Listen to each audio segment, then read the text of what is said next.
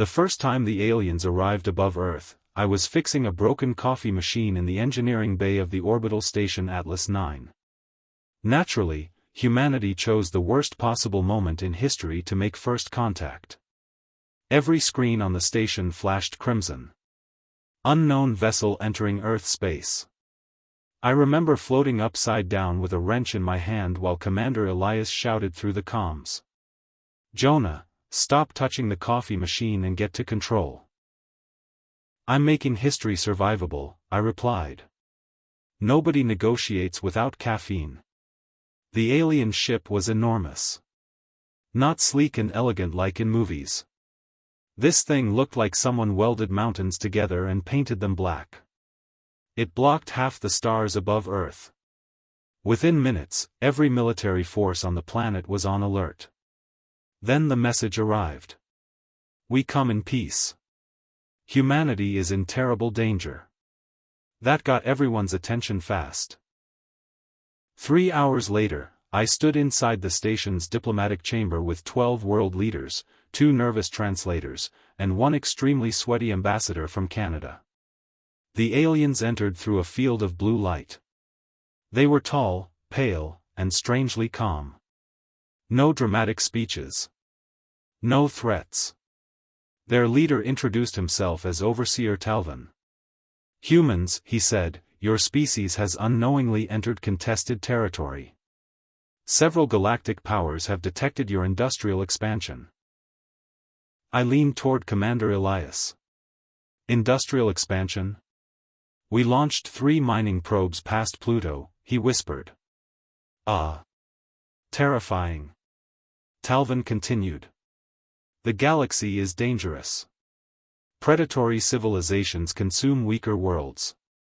Fortunately, the Dominion has decided to place Earth under our protection." The chamber went silent. Honestly, it sounded pretty reasonable. Protection from evil space empires. Advanced technology. Interstellar security. Most governments were ready to sign immediately. Then General Morrison asked the question that changed everything. "Protection from who?" Talvin blinked slowly. "From the Carthons. The Valari hegemony. The swarm clusters.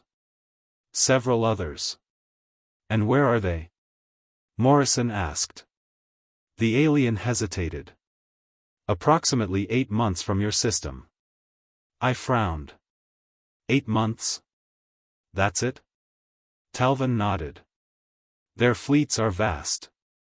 You cannot survive alone. Now, here's the important thing about humanity.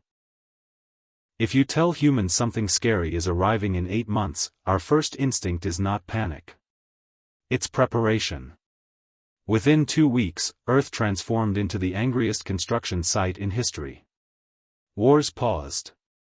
Defense budgets became unlimited. Factories ran 24 hours a day. The Dominion advisors kept insisting we should evacuate key populations under their supervision.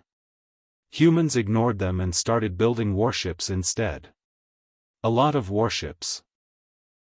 I got reassigned to orbital weapons development, which sounds impressive until you realize most of my job involved arguing with Australian engineers about railgun sizes.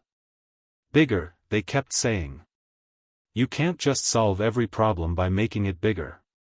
Worked on crocodiles. Fair point. Meanwhile, the Dominion became increasingly nervous. They toured our shipyards in stunned silence. Thousands of human vessels surrounded Earth within months. Ugly ships. Brutal ships. Engines strapped to cannons with barely enough armor to survive launch. But they were fast. And heavily armed. One evening, Talvin watched a live-fire weapons test beside me.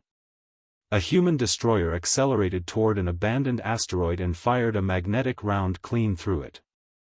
The asteroid exploded like glass. Talvin stared at the debris cloud. "You built this, in 4 months?" 5, I corrected.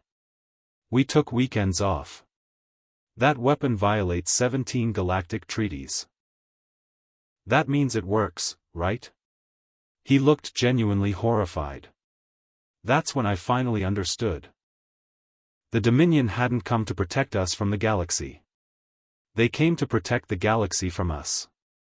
8 months later, the first hostile fleet emerged near Jupiter. The Dominion prepared evacuation procedures. Humanity prepared target locks. I still remember Talvin whispering beside me as Earth's defense grid activated. "What have your species done before reaching space?" I smiled. "Mostly war." Then humanity introduced itself to the galaxy properly.